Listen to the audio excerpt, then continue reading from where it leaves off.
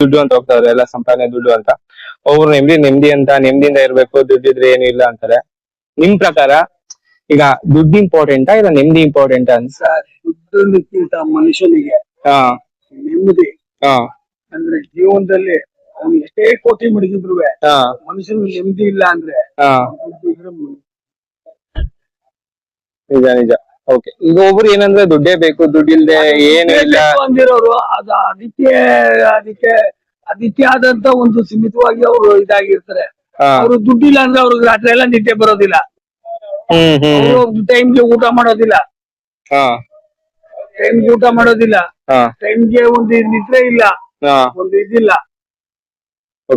ಈಗ ನಾವು ನೆಮ್ಮದಿಲಿದ್ದೀವಿ, ನಾವು ದಿನಕ್ಕೆ 10 ರೂಪಾಯಿ ಖರ್ಚು ಮಾಡಿದ್ರು ನಾವು ನೆಮ್ಮದಿಲಿದ್ದೀವಿ. 500 ಖರ್ಚು ಮಾಡೋನು ನಮ್ಗೆ ಇನ್ನೂ 500 ಬೇಕು ಅಂದ್ರೆ ಅವನ ನೆಮ್ಮದಿ ಇಲ್ಲ.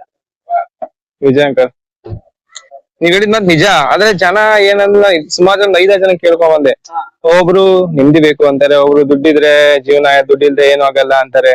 ಈಗ ನಿಮ್ ಹತ್ರ ಲಕ್ಷ ಕೋಟಿ ಗಟ್ಲೆ ಇರುತ್ತೆ, ಹೋಗ್ತಾ ಹೋಗ್ತಾ ಹಾರ್ಟ್ ಅಟ್ಯಾಕ್, ಆಕ್ಸಿಡೆಂಟ್, ಮತ್ತೊಂದು ಆಯ್ತು, ದುಡ್ಡು ತಗೊಂಡು ಏನ್ ಮಾಡ್ತೀರಿ? ಎಲ್ಲ ವ್ಯರ್ಥ, ನೀರಲ್ಲಿ ಹೋಮ ಮಾಡಂಗ ಆಯ್ತು, ಎಲ್ಲ ತೊಳ್ಕೊಂಡ್ ಹೋಯ್ತು ಎಲ್ಲ. ಏನು ಪ್ರಯೋಜನ ಇಲ್ಲ. ಆರೋಗ್ಯ ಮುಖ್ಯ ಫಸ್ಟ್, ನೆಮ್ಮದಿಯಿಂದ ಇದ್ರೆ ಇಂಪಾರ್ಟೆಂಟ್. ನಾಳೆ ದಿನ ನಾವೇ ಇನ್ನೂ ಡಬಲ್ ದುಡ್ಡು ಮಾಡ್ಬೋದು ಬೇಕಾದ್ರೆ, ನಾವೇ ಇದ್ರೆ. ನಾವೇ ಇಲ್ಲ ಅಂದ್ಮೇಲೆ ದುಡ್ಡು ಏನ್ ಬರ್ತದೆ? ಅದು ನಿಜಾನೇ. ಈಗ ನಮ್ ಫ್ರೆಂಡ್ ಒಬ್ರು ಚೆನ್ನಾಗಿದ್ರು, ರಾತ್ರಿ 2:12 ಗಂಟೆ ಪ್ರಾಬ್ಲಮ್ ಆಯ್ತು, 3 ಗಂಟೆ ಸೋತವ್ರು. ಏನ್ ಮಾಡ್ತೀರಿ ಸರ್?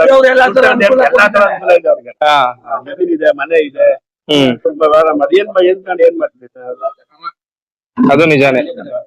ಮನುಷ್ಯರಿಗೆ ಏನಂದ್ರೆ ದುಡ್ಡು ಇರ್ಬೇಕು, ದುಡ್ಡು ಇಲ್ಲ ಅಂತಲ್ಲ, ಎಷ್ಟು ಇರ್ಬೇಕು ಲಿಮಿಟ್ ಆಗಿರ್ಬೇಕು. ದುಡ್ಡು ಇಲ್ಲನೆ ಮನುಷ್ಯ ಇರೋಕೆ ಆಗೋದಿಲ್ಲ. ಎಷ್ಟು ಬೇಕು ಅಷ್ಟು ಲಿಮಿಟ್ ಆಗಿ ಇಟ್ಕೊಂಡಿದ್ದಾನೆ, ಆರೋಗ್ಯ ನೋಡ್ಕೊಂಡಿದ್ದಾನೆ. ಯಾರು ಒಬ್ರು ಮೋಸ ಮಾಡ್ತಾರೆ ಹೋದ್ರೆ. Thank you uncle, thank you, ಒಳ್ಳೆ ಇನ್ಫಾರ್ಮೇಶನ್ ಕೊಟ್ಟಿದ್ದೀರಾ.